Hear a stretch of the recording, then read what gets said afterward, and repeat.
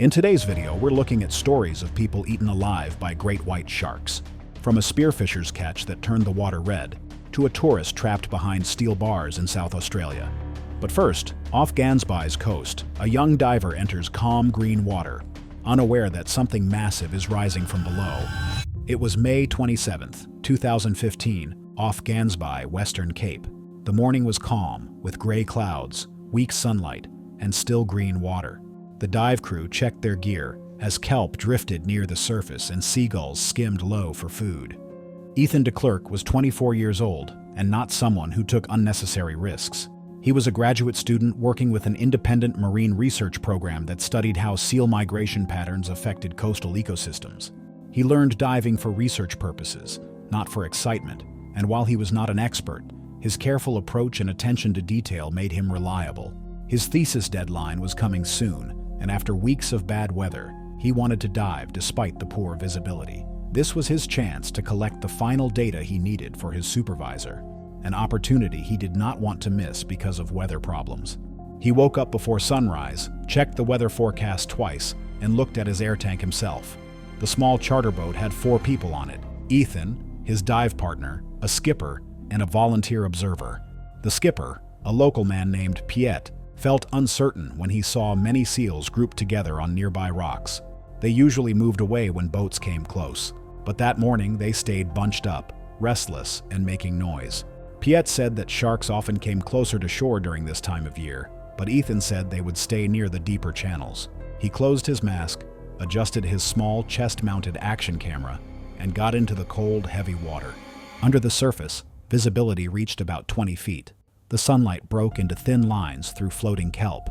The seafloor was sand and stone mixed together with starfish and sea urchins scattered around. It was quiet, except for the soft sound of air bubbles and distant seal sounds coming through the water. The water temperature hovered around 60 degrees Fahrenheit, cold enough to creep through his wetsuit after a few minutes. It was late autumn in the southern hemisphere, the main season for great white sharks that followed the seasonal arrival of seals. The great white shark, Carcharodon carcharias, dominates these waters. Reaching lengths of 15 feet and weighing nearly 2,000 pounds, it relies on sudden bursts of speed, up to 25 miles per hour, and ambush tactics triggered by silhouettes or prey scents. In the kelp channels near Gansbai, they hunt young seals that resemble divers in dark wetsuits. During their first 10 minutes underwater, the pair recorded benthic coverage and documented kelp canopy growth.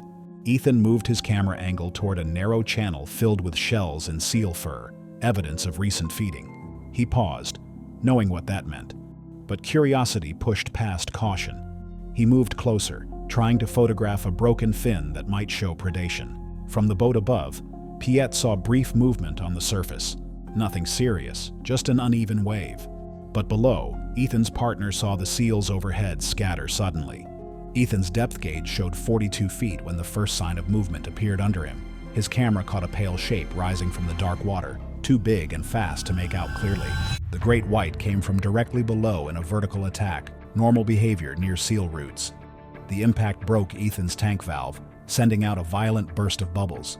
His partner heard the sharp metal sound through the water and turned, seeing Ethan pulled downward in a spiral of air and red mist. A cloud of sand kicked up as his flippers came loose from the harness. The shark's first pass tore through his shoulder and upper body, the force strong enough to knock his regulator out. From the boat, Piet and the volunteer heard urgent banging through the communication line and saw the sudden rise of bubbles. Seconds later, a dark dorsal fin appeared on the surface, moving through the water in a slow, steady curve. Ethan's dive partner came up, breathing hard, calling for help. They looked at the water, but the color had already changed, a growing stain spreading across the surface. The shark surfaced one more time, jaws open, holding what looked like a piece of black neoprene before going down again. Like most great whites, it likely released after realizing the target was not prey, a behavior consistent with mistaken identity strikes. The event took less than 30 seconds, but felt much longer to those watching. Ethan's camera, still recording, captured part of the descent. The footage later reviewed by investigators showed violent water movement, sudden darkness, and brief flashes of white from the shark's underside. The camera came loose and floated upward, settling near the surface where the crew found it hours later. The sound of the tank breaking, followed by silence, marked the final seconds. Search efforts went on through the afternoon. Divers found only Ethan's broken tank and a torn fin strap. The currents carried most of the debris toward the shoreline near De Kelders. That evening, the sea became flat again, showing no sign of what happened. 2 days later, partial remains were found washed up on the rocks, matching post-mortem scavenging by smaller sharks. The footage never went public. Marine authorities examined it quietly and concluded the attack matched mistaken predation, an ambush caused by low visibility and closeness to seal prey. What began as research ended in silence under green water. But halfway across the world, curiosity took a different form. One man's routine hunt turned fatal the moment a single fish bled into the current. It was August 9th, 2014, off the fog-covered coast of Stillwater Cove, California. At dawn, the ocean lay calm, gray, and quiet. Kelp drifted with the tide, the air smelled of salt and seaweed, and the stillness made the water feel deceptively safe. Miguel Herrera was 29 years old and worked as a part-time chef at a coastal restaurant in Salinas. Spearfishing was how he relaxed after long shifts in the kitchen. He often brought home fresh sea bass for his family, proud to share something he caught himself. That morning's trip was supposed to be simple, a short dive with his cousin Luis before the afternoon cookout. Miguel had dived these waters for years and completely trusted his routine. He was careful, but confident. Before leaving, he checked the spear gun, tested his mask, and tied a buoy line to track his drift. The cousins planned to stay within sight of each other near the outer kelp beds. Locals sometimes warned them about sharks in that area, gray shapes that followed the seal colonies along the bay, but Miguel dismissed it. Sharks were a known risk, but in his mind, risk did not equal danger. The ocean was his escape, not his enemy. The water was cold that morning, around 53 degrees Fahrenheit. Visibility reached only about 15 to 20 feet. The kelp forest moved beneath the surface, its stalks tall and thin like green pillars reaching upward into the light. Fish darted in and out of the shadows, disappearing as quickly as they appeared. The only sound was the soft clinking of Miguel's fins against his float line and the distant thump of waves hitting the rocks near shore. Great white sharks are regular visitors to this region. They move through Monterey Bay's kelp edges, drawn by seals and sea lions that rest near the shallows. Their hunting is triggered not only by sight but also by scent. The smallest trace of blood or struggling motion in the water can bring them closer. By 7:30, the fog had started to thin. Luis noticed pelicans diving erratically near their position, a sign of baitfish gathering below. He pointed it out, but Miguel waved him off, already looking at the seafloor for sea bass. Moments later, Miguel spotted one hovering between kelp fronds, aimed and fired. The spear struck cleanly, and the fish twisted violently on the line. Blood leaked into the water in thin red ribbons. Within seconds, silt and fish scales clouded the view, reducing visibility to barely 10 feet. Luis later remembered that it spread fast, almost too fast, disappearing into the murky green. Although kelp forests often deter large predators, the blood trail extended into a clear patch at the forest's edge, an ideal ambush zone. Miguel pulled the line to retrieve the fish, not knowing that he had signaled far more than success. Luis drifted slightly back, adjusting his position. He saw the first flash of white, a massive shape rising from the deep at a speed he could not process. At that depth, visibility and reaction time left him with no chance to reach Miguel before the strike. The great white came almost straight up, mistaking the movement and blood for a wounded seal. The impact struck Miguel from below, hard enough to send his spear gun spinning upward. Luis heard the muted thud through his snorkel before the water filled with turbulence and bubbles. Miguel disappeared in an instant. The shark's jaws closed around his torso, lifting him toward the surface before releasing him and circling again.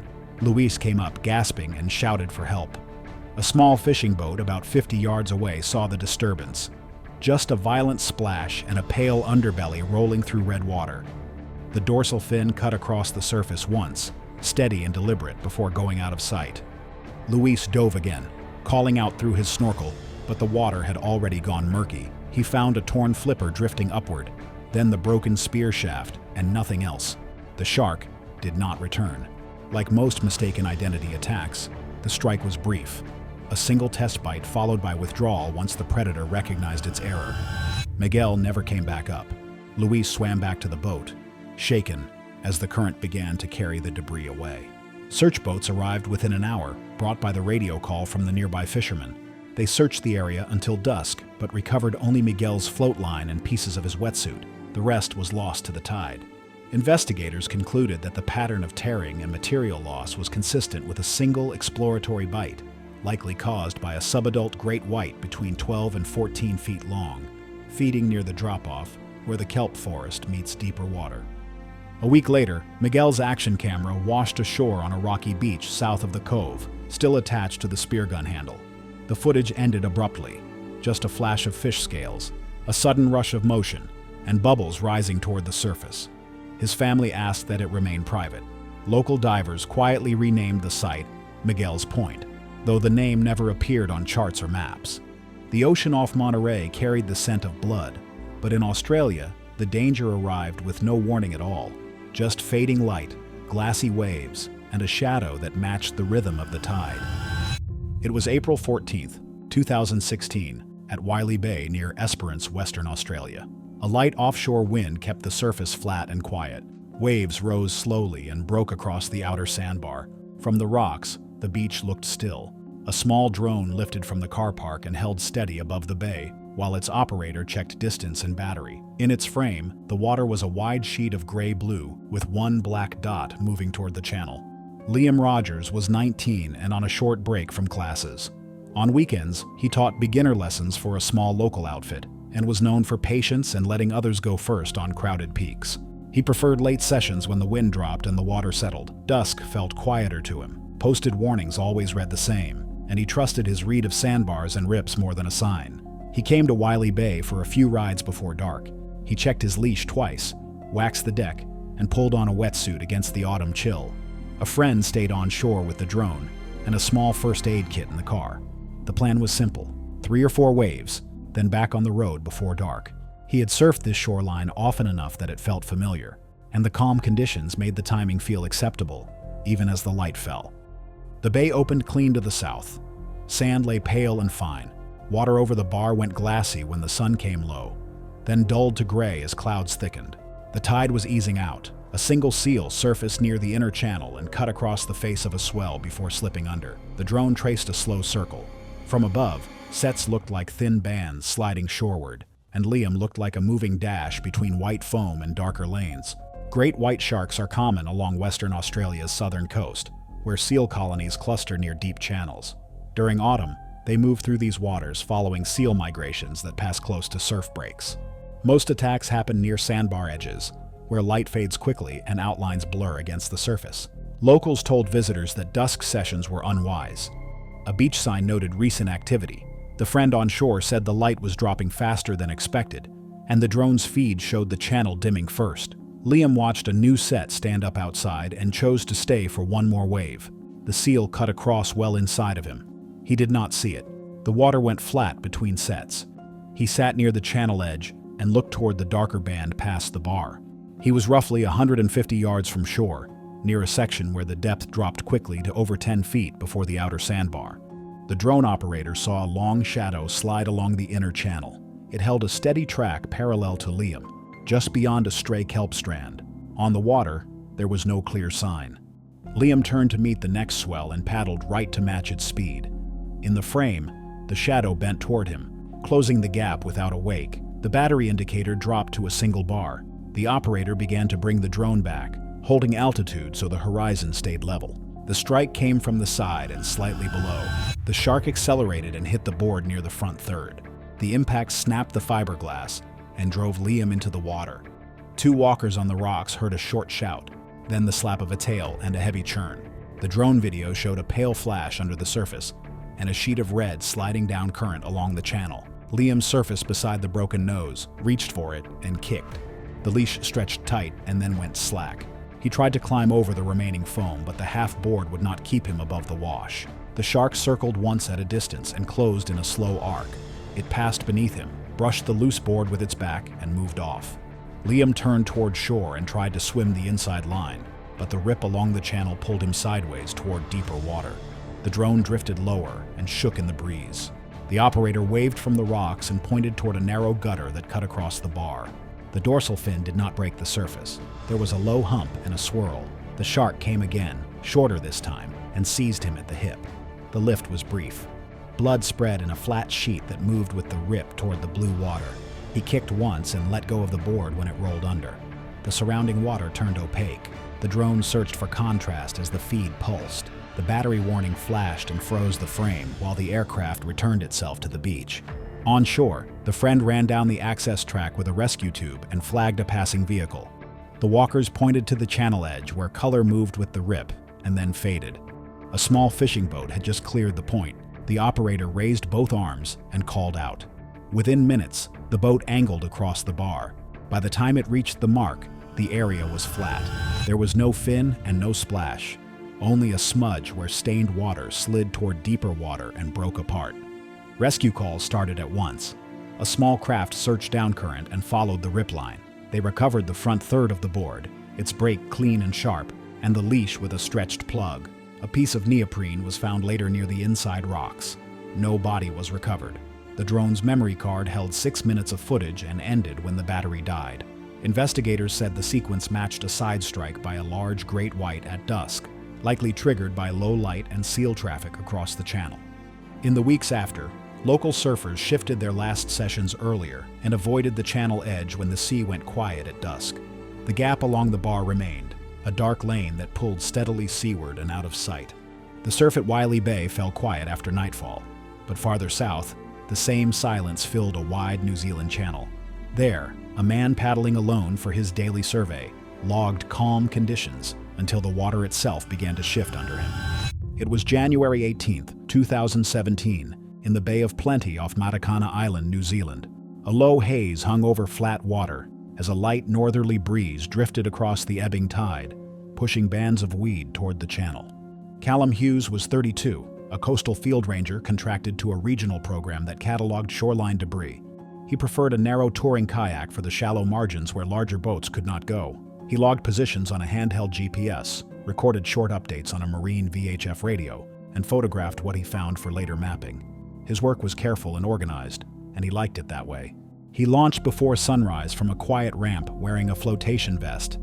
A dry bag sat between his knees, and a compact action camera was mounted forward to document debris clusters.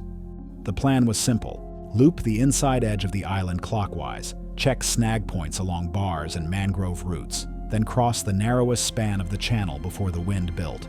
He had done versions of this loop many times. His first radio check reported calm water, steady drift, and good progress south toward the channel edge. The bay felt wide and pale. Sun pushed through the haze in sheets, bright on the sand and dim over the darker stripe that marked the channel. Shallow flats showed tan through the surface, then dropped to green where the bottom fell away. A bait school dimpled once and disappeared.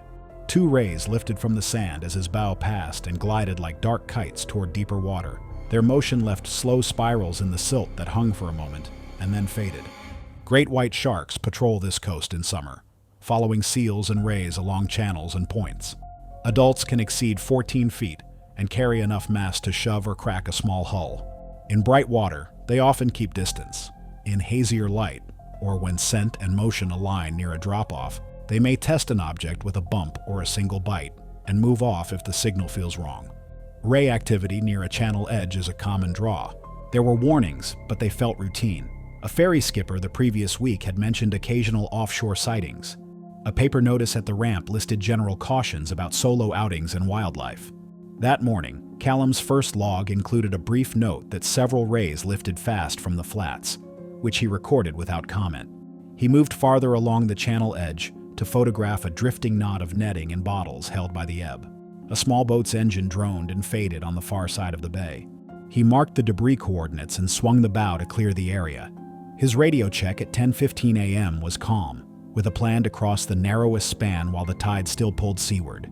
As he set his stroke, a third ray bolted from the sand on his right and streaked under the kayak toward deep water. He braced lightly and continued.